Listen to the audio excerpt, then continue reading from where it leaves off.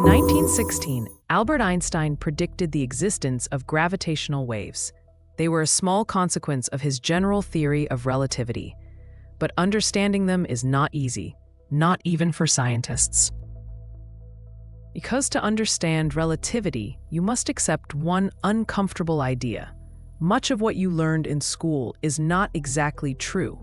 Planets do not really move along curved orbits. They move in straight lines through curved space-time. We are not falling toward Earth. Earth is constantly accelerating upward into us. And gravity itself is not a force. It is a distortion in the fabric of space and time. Strange? Definitely.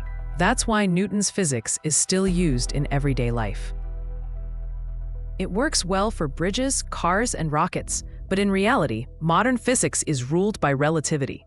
So what can we actually understand about gravitational waves, and why did scientists spend decades trying to detect them?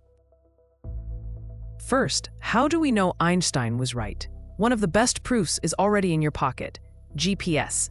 Satellites move fast and orbit high above Earth. Because of this, time for them passes slightly faster than for us.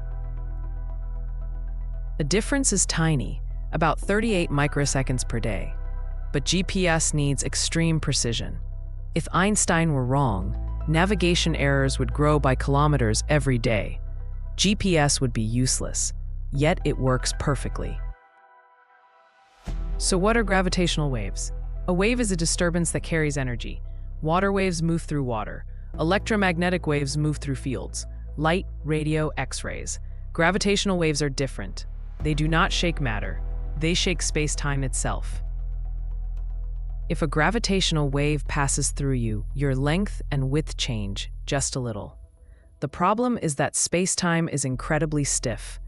If we could somehow bend it directly, it would be hundreds of billions of times harder than diamond. That's why gravitational waves are so weak. Even atomic-sized creatures would not feel them. So why are they so faint? If gravity holds together stars and galaxies, because gravitational waves are only a side effect of gravity.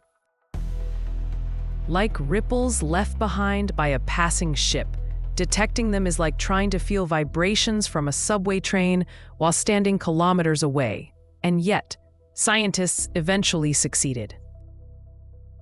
How they did it and what exactly they detected. And that's baby science for you.